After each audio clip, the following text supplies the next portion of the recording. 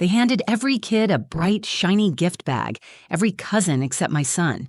He stood there, waiting, smiling just a little, the way he always does when he's trying to be brave. One by one, they passed out bags filled with toys, candy, custom t-shirts. His name was never called. Then my aunt, Loretta, smirked. "We saved the best for last," she said.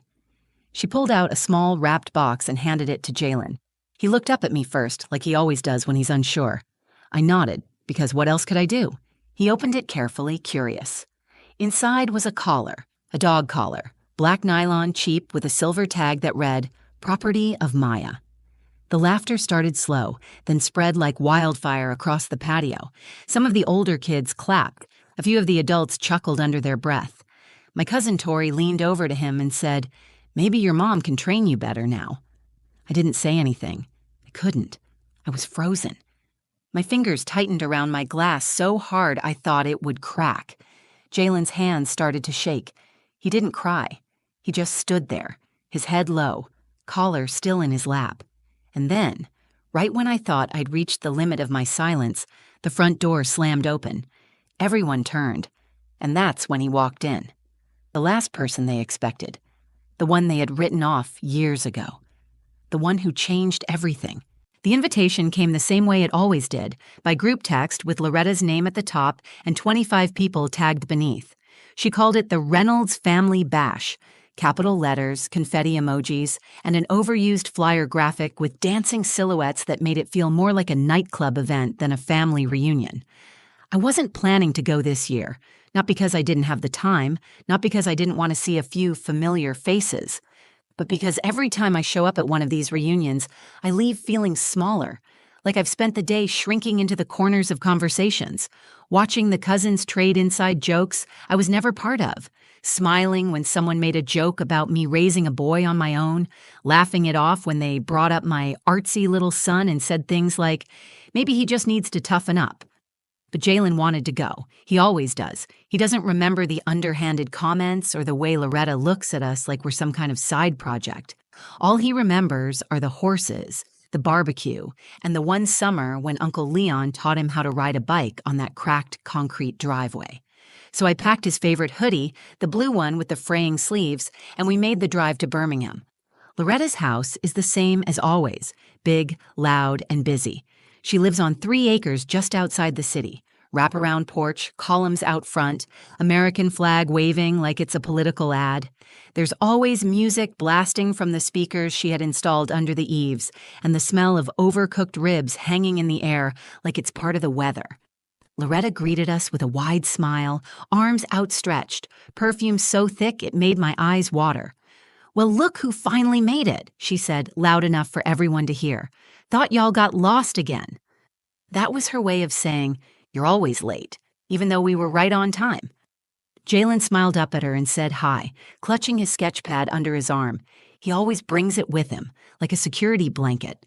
I felt his fingers tighten around mine just a little as we walked in. I gave his hand a squeeze back. Inside, it was chaos. Kids running between legs, cousins yelling across the living room, everyone trying to pretend we're one big happy family, even though half the people in that house haven't spoken to each other since the last bash. There's an unspoken hierarchy at these reunions, and Loretta sits right at the top. She calls the shots. She decides what games the kids play, who gets the best seat at the table, who helps clean up and who doesn't. Most people just go along with it because it's easier that way, easier to nod and laugh and pretend. We found a quiet spot on the back patio near the fence. Jalen pulled out his sketchbook and started drawing the barn across the field. He's always been like that, more interested in shapes and shadows than noise and games. He doesn't fit in with the other kids, but he doesn't really seem to care, at least not yet. I watched him from the folding chair, drinking sweet tea that tasted like syrup, trying to pretend this wasn't already exhausting. Then Tori walked past. She's Loretta's oldest granddaughter, 14 going on 30, with a phone glued to her hand and a mouthful of sarcasm. She glanced at Jalen's drawing, made a face, and whispered something to the 2 girls behind her. They giggled. I didn't say anything. I never do. Not here. Not around them. Because if you speak up, you get labeled difficult. If you call something out, you're the one ruining the vibe. It's easier to stay quiet, to play the part, to remind yourself that it's just one day, that you're here for the food, for the photos, for the scraps of connection that still exist in this family. But that silence started to weigh heavier than usual, because Jalen's getting older now. He's starting to notice the tone in their voices, the jokes that don't sound like jokes, the way he gets passed over for the water balloon toss, or the way Tori moves her chair when he sits down. And I'm starting to realize something. If I keep shrinking myself to keep the peace, he's going to learn to do the same. And I can't let that happen. Not again. Not this year. The first sign that something was off came when the music changed. Loretta always plays old-school R&B at these things. Earth, Wind and Fire, Anita Baker, maybe a little Marvin Gaye if the mood is right. But now, someone had put on this hyper bass-thumping party anthem. Loud, fast, out of place. That meant it was time for the kids' gift bags. It was a new tradition. Started about 3 years ago. Loretta thought it would be cute to give out little summer starter packs to all the younger kids. Water guns, candy, sunglasses, cheap toys from the dollar store. Nothing fancy, just something to make them feel special. That's what she said, at least. But somehow, every year, it became less about the kids and more about the production. She'd call them up one by one, like she was hosting a game show, announcing each name with dramatic flair. Every cousin would get cheers, photos, and applause. Everyone would laugh. Parents would pretend not to care, even though we all knew we were being ranked, loudly, publicly. Jalen didn't understand that. He just wanted a toy and maybe a high five. He sat up straighter when Loretta clapped her hands together and yelled, "Okay, babies, come on down!" The crowd of kids gathered in a messy line on the patio. Jalen was at the end, holding his sketchbook close to his chest. I watched from the corner, my arms crossed, pretending I wasn't holding my breath. Loretta started calling names. "Micah, look at you, baby, you're getting so tall. Asia, my little fashion queen, come get your bag." Each time, a kid ran up, grinning, grabbed a neon-colored bag, and returned to the applause of cousins and uncles. Candy wrappers hit the ground within seconds. Tori was filming the whole thing on her phone like she was documenting some reality show. Jalen shifted from one foot to the other, still smiling, just barely. I started counting. 1, 2, 3. 11 bags handed out. Only one left on the table. Bright green, stuffed full, and neatly tied with a ribbon. He looked at me and smiled again, the way he does when he wants to be excited but isn't sure if he's allowed to be. Then Loretta said, "And last but not least, oh wait." She turned around, laughed to herself. "We actually saved the best for last?" She reached under the table and pulled out something wrapped in shiny silver paper, smaller, box-shaped. She handed it to Jalen with a smirk. "There you go, sweetheart," she said, loud enough for everyone to hear. "This one's just for you." He opened it slowly. His fingers were careful, like he was unwrapping something important. Inside was a collar, a black dog collar. Cheap, stiff nylon with a silver tag dangling from the loop. He lifted it out with both hands, confused, turning it over to read what it said. Property of Maya. The world didn't go quiet. It got loud. The laughter started before I had time to react. Snickers from the kids, a few chuckles from the adults.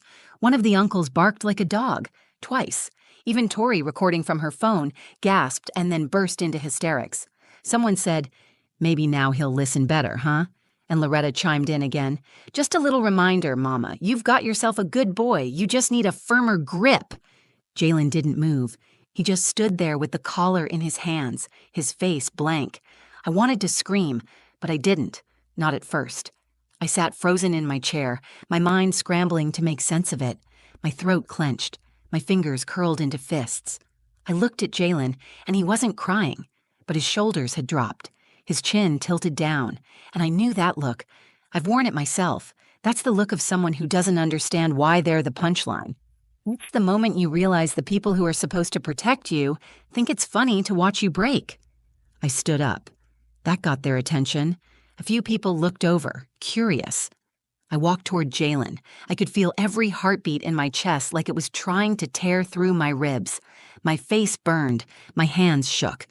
I wanted to grab that collar and throw it into the fire pit. I wanted to say something that would make every one of them feel as small as they just made him feel. But before I could speak, before I could even reach for him, the front door slammed open, and everything changed. When the front door slammed open, the entire patio went still. Plastic cups stopped mid-air. Forks froze halfway to mouths. The laughter that had erupted just seconds before died in one long, awkward breath. Jalen turned toward the sound, his small frame still holding that black collar like it might explain something. My stomach twisted. I felt the energy shift before I even looked up. There, standing in the doorway, was a man I hadn't seen in over 10 years. My father, Elias Jordan, the last person any of them expected. He was dressed in faded jeans and a white short-sleeved button-up. Nothing dramatic. But the second he stepped across that threshold, it felt like the entire house held its breath. His presence landed like thunder, quiet, deep, and impossible to ignore. Loretta's smile collapsed first. Then came the wide eyes. A muttered, "What the hell?" from one of the uncles near the grill. He didn't look at any of them. He looked straight at me. Then at Jalen. Then his eyes dropped to the collar. And that's when I saw it. His jaw set, shoulders stiffened, and his hands, big and rough from years of carpentry, clenched at his sides. My father wasn't a man of many words, but when he did speak, people listened. And when he was angry, you felt it before he said a thing. "What is that?" he said, voice low but sharp. No one answered. Elias walked down the steps, calm and slow like he was moving through a storm. He stopped beside Jalen, crouched down, and gently took the collar from his hands. He read the tag. His lips tightened. Then he stood, turned to face Loretta, and spoke with a steady, lethal calm. "You gave this to my grandson?" Silence.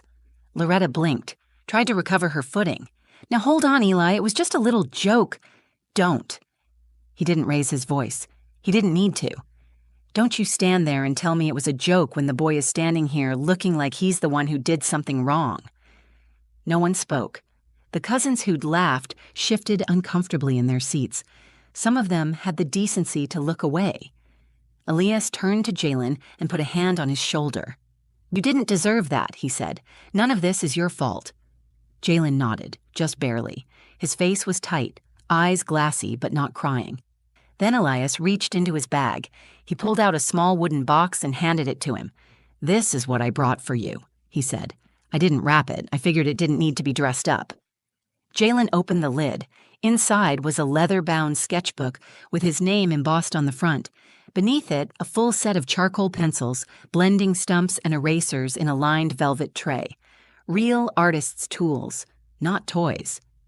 "Your mom told me you like to draw," Elias said. "She said you see things differently. That's a gift. This is for you to keep seeing like that." Jalen ran his hand over the cover. He didn't say a word, but his whole body softened. He didn't flinch anymore. He just stood there, holding something that was finally truly his. I looked at my father, this man who had once walked out of my life without saying goodbye, who hadn't been to a family gathering since the day he told Loretta she'd destroyed everything good about this bloodline. And I felt something crack open in my chest. He wasn't perfect. He'd made mistakes, left when I needed him, stayed gone too long. But in this moment, he saw my son, and he showed up. I stepped closer to Jalen and placed a hand on his back. Then I turned to Loretta. "I'm done letting you humiliate us in front of people who pretend they don't see it." She started to interrupt. I didn't let her. "I'm done smiling through it. Done coming here and watching my son shrink so you can feel big. We don't need this. We never did."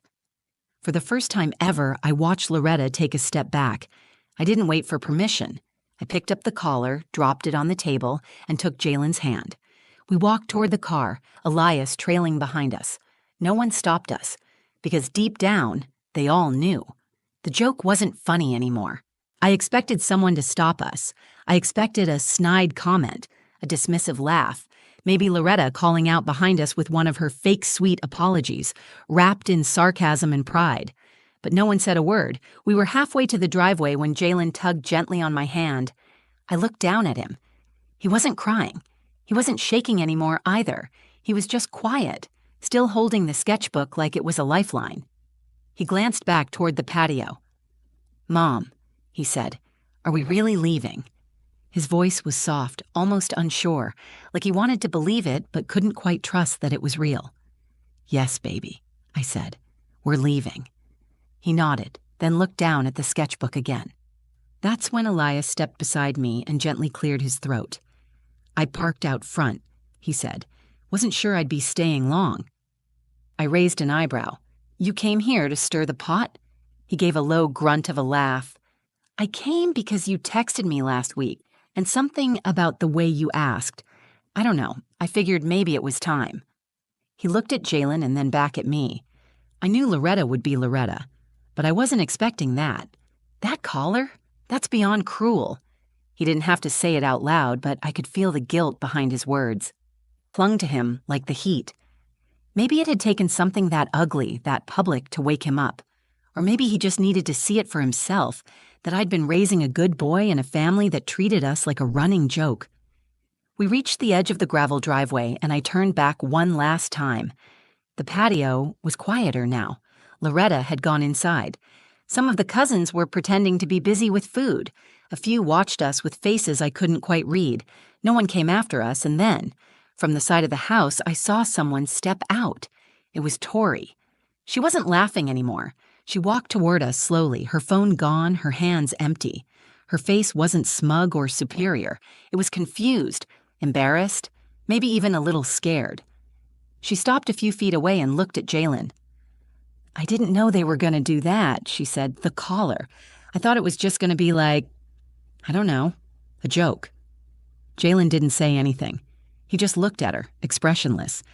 Then she turned to me. I'm sorry. I didn't let her off the hook, but I nodded. Tell him, I said. She looked back at Jalen, swallowed hard, and said, I'm sorry. He blinked, then looked down at his sketchbook again. He didn't answer, but that was okay. He didn't have to. We got in Elias's truck, an old F-150 that smelled like sawdust and gasoline, and headed down the long dirt drive. Jalen sat between us, quiet, flipping open his new sketchbook. The pages were crisp, untouched, full of possibility. For a few minutes, no one spoke. The sun had started to dip behind the trees, casting long shadows across the windshield. The further we drove, the lighter I felt, like we were finally putting miles between us and years of silence. Then Elias spoke. I used to think walking away was easier than fighting. Your mama, she was the one who kept us together. When she passed, I figured it wasn't my place anymore. I stared out the window. You were wrong, I said. I know. He glanced at Jalen. I don't want to miss anything else. Jalen didn't look up, but I saw a small smile touch his lips. Then don't, I said. And just like that, something began to shift. Not everything was healed. Not all the pain was erased. But in that truck, with the evening light pouring in, something new took root. Jalen turned to the first page and began to draw. We didn't go back to the reunion that day, or the next year, or the year after that. Loretta didn't reach out. No apology, no follow-up. Not even one of her backhanded, didn't mean nothing by it texts she's known for. But I didn't expect one, and I didn't need it. Some people carry pride like armor, and Loretta's been wearing hers so long I don't think she remembers how to take it off. Jalen never asked to go back. He didn't ask why they did it. He never even brought up the collar again. But something in him shifted that day. He didn't shrink. He didn't break. He just got quiet in a different way. Older, sharper, more aware. The kind of quiet that comes when you stop looking for people to choose you and start choosing yourself instead. A few days after we got home, I found him at the kitchen table with the sketchbook open. He had drawn the porch, the table with the gift bags, every kid frozen mid-laughter. Loretta, with her hand on her hip and that smirk she always wears like lipstick. The details were brutal, honest, raw.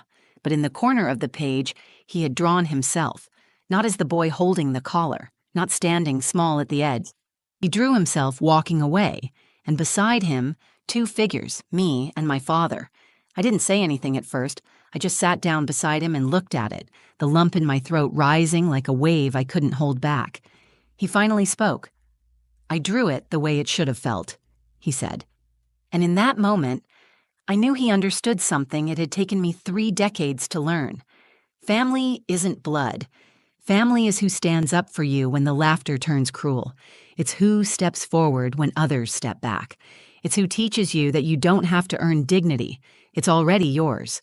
That drawing became the first page in a series.